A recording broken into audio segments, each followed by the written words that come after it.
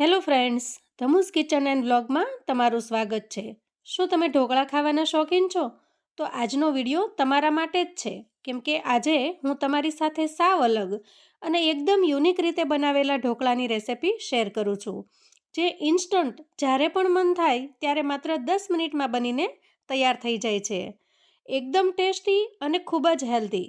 તો ચાલો બનાવવાનું શરૂ કરીએ.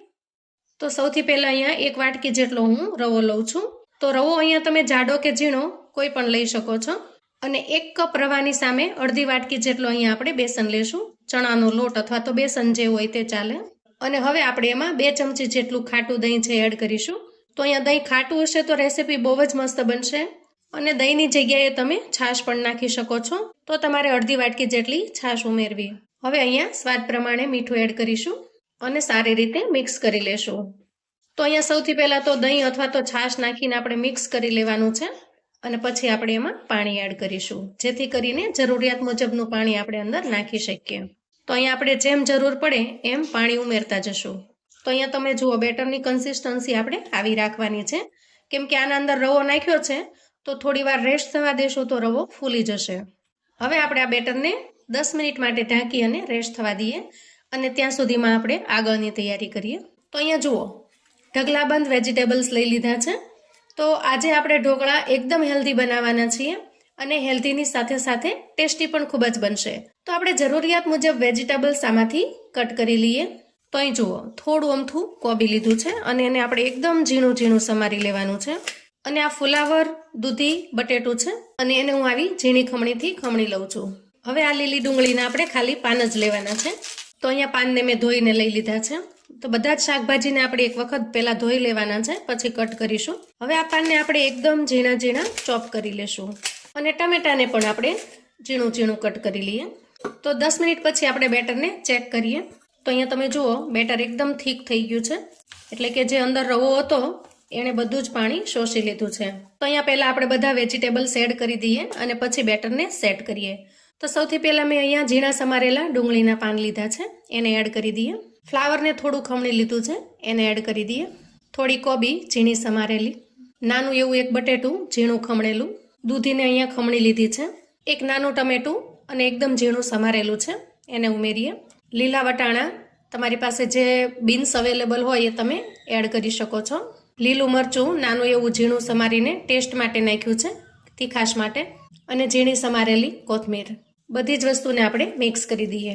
બેટરને સેટ કરવા માટે આપણે થોડું પાણી ઉમેરીશું. તો અહીંયા તમે જુઓ, બેટરની કન્સિસ્ટન્સી આપણે આવી રાખવાની છે.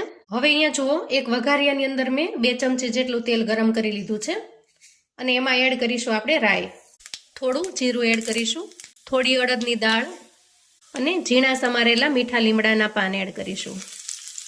આ બધું જ સારી રીતે મિક્સ કરી અને વઘારને આપણે બેટરમાં ઉમેરી દઈએ અને આ બધું જ હવે બેટરની અંદર મિક્સ કરી લઈએ.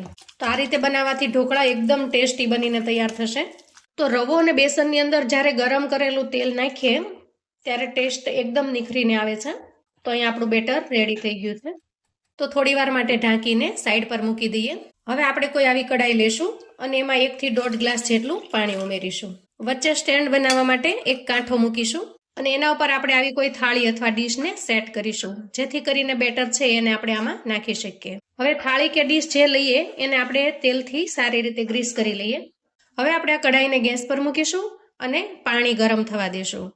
તો ગેસ પર કઢાઈ મૂકી દીધી છે અને પાણી સરસ ગરમ થઈ રહ્યું છે. ત્યાં આપણે હવે બેટરને રેડી કરી લઈએ. તો અહીંયા બેટરની અંદર હું 1 ચમચી જેટલો ઈનો નાખું છું. થોડું પાણી નાખી અને ઈનોને આપણે એક્ટિવેટ કરી લઈએ અને સારી રીતે મિક્સ કરી લઈએ. તો અહીંયા ગેસ પર મૂકેલી કઢાઈમાં પાણી સરસ ગરમ થઈ ગયું છે અને હવે આપણે જે બેટરને તૈયાર કર્યું છે એને એડ કરી દઈએ. તો આ રીતે ગરમ કરેલી થાળી હશે તો બેટર એકદમ સરસ ફૂલીને તૈયાર થશે. તો ઢાંકણ ઢાંકી અને મીડિયમ ફ્લેમ ઉપર 10 થી 12 મિનિટ માટે થવા દઈએ. તો અંદાજે 10 મિનિટ જેટલો સમય થયો છે અને આપણે ઢાંકણ ખોલીને જોઈ લઈએ.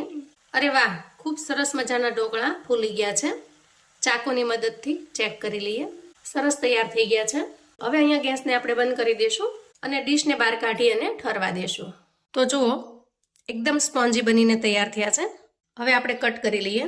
તો એકદમ પોચા રૂ જેવા મોઢામાં મૂકતા જ પીગળી જાય એવા સરસ બનીને તૈયાર થયા છે. તો અહીંયા હું પીસ કરી લઉં છું અને પછી થોડા ઠરે એટલે બહાર કાઢી લેશું. તો અહીંયા ઢોકળાને મેં એકદમ સરસ પીસમાં કટ કરી લીધા છે. હું તમને એક પીસ કાઢીને બતાવું. આ જુઓ, એકદમ સુપર સ્પોન્જી અને વેજીટેબલ્સથી ભરપૂર. તો જેને દાંત ન હોય ને એ પણ મોઢામાં મૂકે ત્યાં પીગળી જાય એવા સરસ બનીને તૈયાર થયા છે. અને ટેસ્ટની તો તમે વાત જ ન પૂછો, એટલા સરસ ટેસ્ટી બનીને તૈયાર થયા છે. પકડતી વખતે એમ જ લાગે કે તમે જાણે રૂ પકડ્યું છે, એટલા સરસ એકદમ સ્પોન્જી બન્યા છે. હવે પ્લેટમાંથી બધા જ પીસને આપણે કાઢી લઈએ. તો ઢોકળાનું એકદમ નવું વર્ઝન, ટેસ્ટી પણ અને હેલ્ધી પણ, એકદમ સુપર સ્પોન્જી. તો મિત્રો, તમે જો ઢોકળા ખાવાના શોખીન છો તો આ રેસિપી ચોક્કસથી ટ્રાય કરજો. અને એક વખત જો બનાવી લીધી ને તો નાના મોટા સૌ આ જ ઢોકળા બનાવવાની ફરમાઈશ કરશે. તો સાંજે એક ડીશ બનાવી લ્યો તો બીજું કશું જ બનાવવાની તમારે જરૂર નહીં પડે. તો મિત્રો, આવું અવનવું જાણવા માટે ચેનલ પર જો તમે નવા છો તો પ્લીઝ ચેનલને સબસ્ક્રાઈબ કરો. વિડીયો ગમે તો લાઈક અને શેર કરો. તમારા સગા સંબંધી મિત્રોને પણ આપણી આજની આ ઢોકળાની રેસિપી ચોક્કસથી મોકલી આપજો, જેથી એ લોકો પણ ઘરે બનાવીને તૈયાર કરી શકે, વડીલોને પીરસી શકે, બાળકોને પીરસી શકે, ટિફિન બોક્સમાં આપી શકે, લંચ બોક્સમાં આપી શકે. ઓહો, ઘણું બધું કરી શકે. અને કોમેન્ટમાં ચોક્કસથી જણાવજો કે આજની રેસિપી તમને કેવી લાગી છે. ફરી મળીએ એક નવી રેસિપી સાથે. ત્યાં સુધી આવજો મિત્રો.